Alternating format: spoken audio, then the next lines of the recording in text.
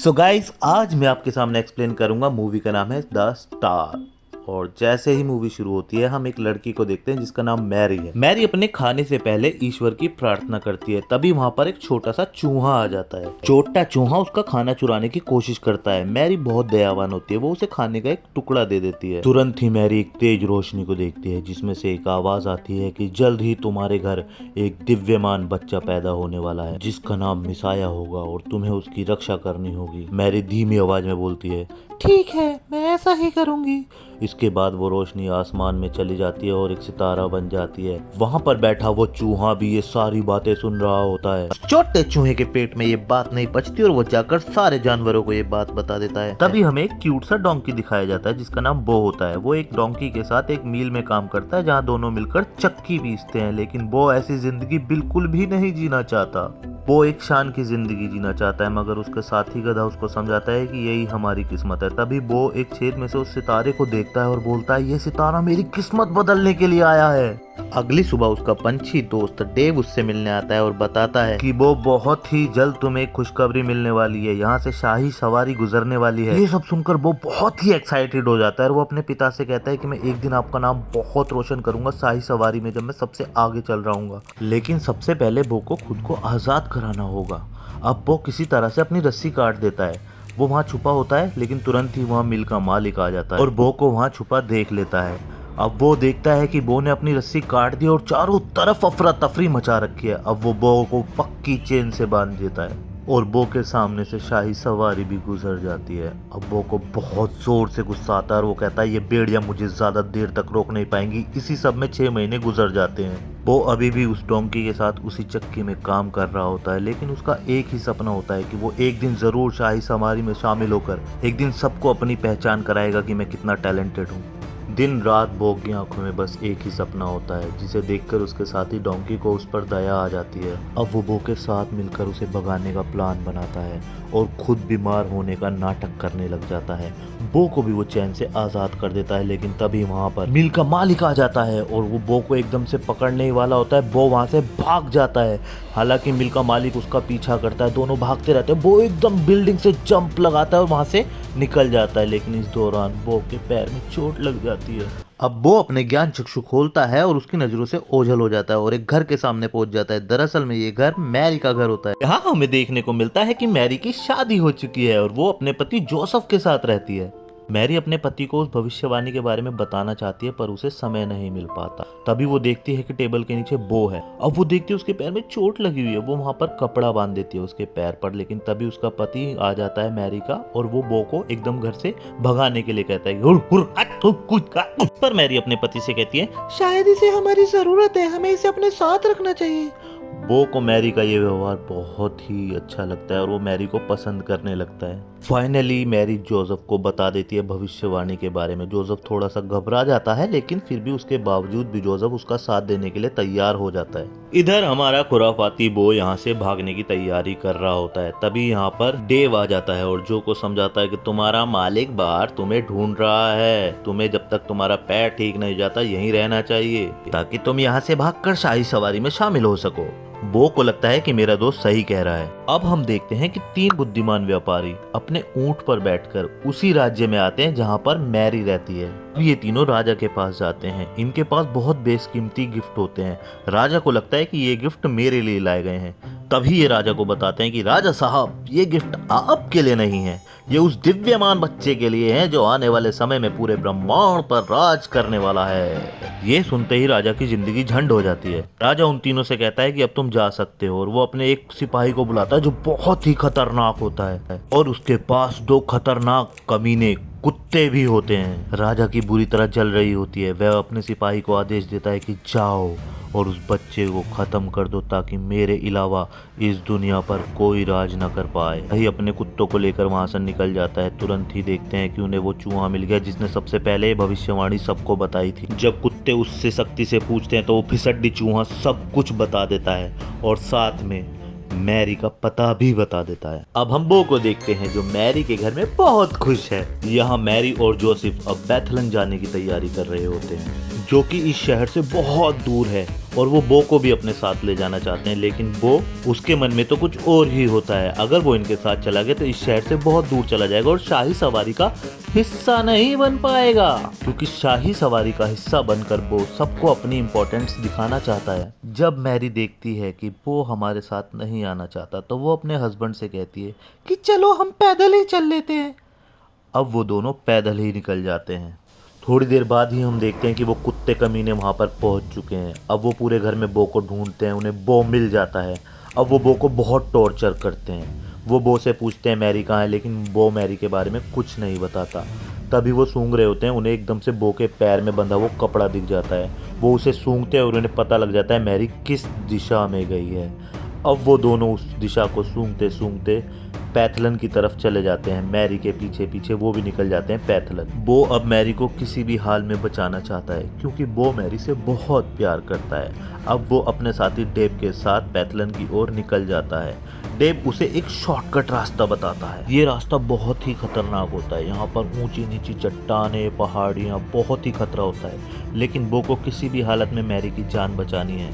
यहाँ पर वो बहुत मुसीबतों का सामना करता है। यहाँ पर बो की मुलाकात एक शीप से होती है, जो कि बो को बताते हैं कि बहुत ही जल्द एक चमत्कारी बच्चा पैदा होने वाला है। मैं उसे देखने के लिए बहुत ही एक्साइटेड हूँ, इसीलिए मैं उस चमकते तारे का पीछा कर रही हूँ। मैंने अपने झुंड को भी छोड़ दिया है, क्योंकि मुझे उस बच्चे को देखने की बहुत ज्यादा एक्साइटमेंट है। अब ये सारे साथ मिलकर बैथलन की तरफ चले जाते हैं। अब हम देखते हैं कि वो खतरनाक शिकारी अपने कुत्तों के साथ बैथलन में पहुंच चुका होता है। इससे पहले कि वो शिकारी मैरी तक पहुंचे, बो उनके पास पहुंच जाता है और उस शिकारी से उन्हें बचाने के लिए जबरदस्ती उन्हें खींचकर पास में चल रहे मेले में ले जाता है। लेकिन वो सिपाही भी उस मेले में पहुंच जाता है और मैरी को ढूंढने लगता है। अब वो सिपाही मैरी को देख लेता है और अपने कुत्तों को बांध देता है और दबे पांव मैरी को चुपचाप पीछे से मारने की कोशिश करता है। बो को लगता है मुझे ही कुछ करना होगा। वो कार्ट के पहियों में से पत्थर को हटा देता है। वो कार्ट दूसरे कार्ट से टकरा जाता है और वहां पर तबाही मच जाती है। सब जगह टूट फूट हो जाती है और अचानक से कुछ आकर उस शिकारी की छाती पे लगता है और वो शिकारी कुएं में गिर जाता है। अब वो मैरी को बताना चाहता है कि यहाँ पर बहुत खतरा है, लेकिन वो तो एक डोंकी है। अब मैरी उसकी भाषा कैसे समझे? अब मैरी उसकी बात नहीं समझती, तो फिर ये लोग फिर से अपने सफर की ओर आगे बढ़ जाते हैं।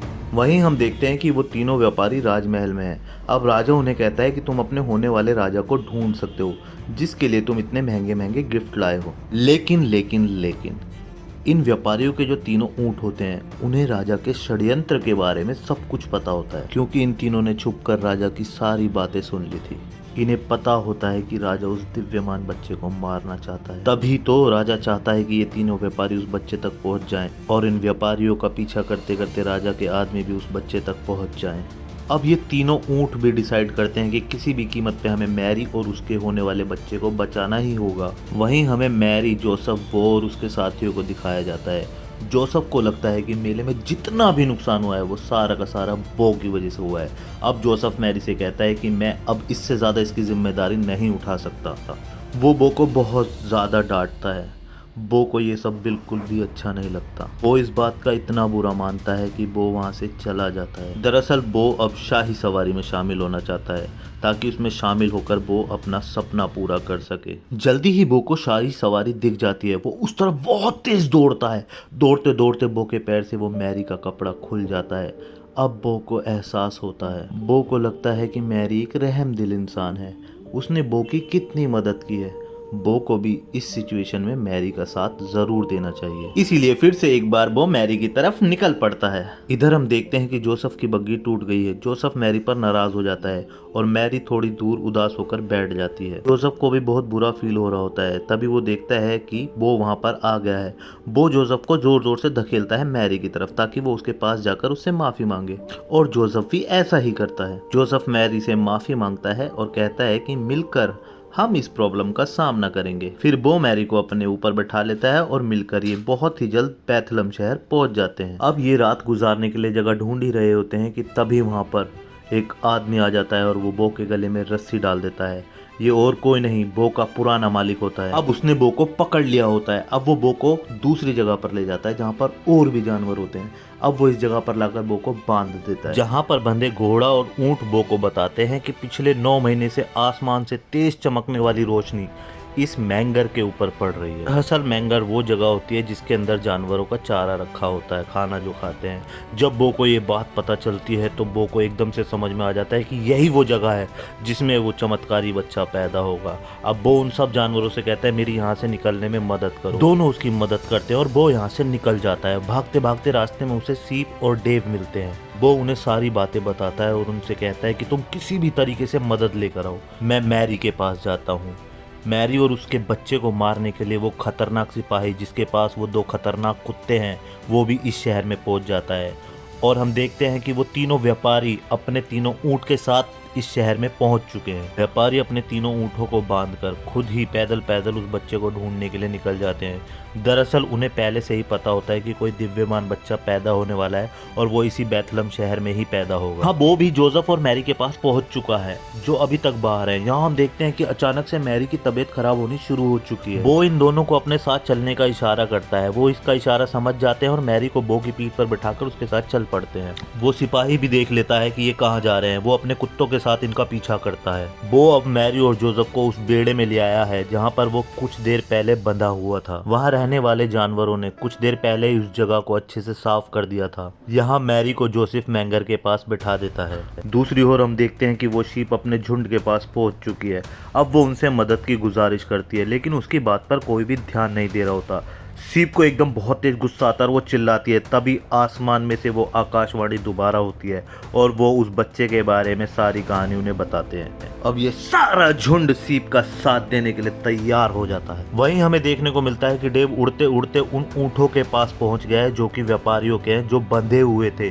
अब डेव उन ऊँटों को भी आजाद कर देता है। जैसे ही बेड़े के बाहर बॉब पहुंचता है तो वो देखता है कि सामने वो खतरनाक राजा का सिपाही अपने दोनों कुत्तों के साथ पहुंच चुका है। बॉब डिसाइड करता है कि मैं इसका सामना करूंगा लेकिन वो दोनों कुत्ते बॉब को जकड़ लेते हैं। अब ये सिपाही मैरी को मारने जा ही रहा होता है कि तभी शीप अपने पूरे झुंड के साथ पूरी ताकत से हमला कर देती है। तभी डेव भी तीनों ऊँट के साथ वहां पर पहुंच जाता है। अब ये सारे मिलकर डॉग्स और उस सिपाही को खाई में धकेल देते हैं। इधर ये डॉग्स और सिपाही खाई में गिरने ही वाले होते हैं कि तभी सबको एक बच्चे के रोने की आवाज़ सुनाई देती है। सभी समझ जाते हैं कि मैरी ने एक बच्चे को जन्म दिया है। इधर वो सिपाही जिसके साथ डॉग्स लटके होते हैं वो अपना वजन कम करने के लिए उस चैन को छोड़ देता है और वो डॉग्स नीचे खाई की तरफ जाते हैं। इधर वो उन्हें बचाने नीचे भागता है। इधर सिपाही अपनी तलवार को चट्टान में गाड़ देता है लेकिन उसकी करनी तो उसे भोगनी ही थी और ये चट्टान अचानक से टूट जाती है दरार आने से और वो सिपाही नीचे गिरकर मर जाता है। वो और उसके साथ ही उन कुत्तों की चैन से उन्हें पकड़कर ऊपर खींच लेते हैं। इसके बाद ये सारे मिलकर उस जगह पर जाते हैं जहां पर उस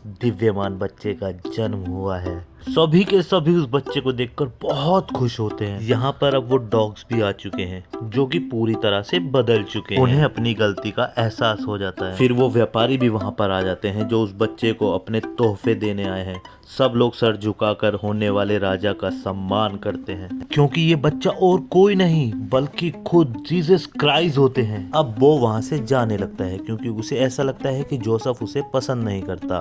तभी मैरी बो को आवाज लगाती है और उसे अपने साथ रहने के लिए कहती है। साथ ही उसके पुराने मालिक से उसे खरीद भी लेती है। अब सभी साथ साथ खुशी खुशी रहने लगते हैं और मूवी खत्म हो जाती है। आप सभी को ये वीडियो कैसा लगा जरूर बताएं, कमेंट करें। Thank you so much. मैं ऐसी ही वीडियो आपके लिए लाता रहूंगा।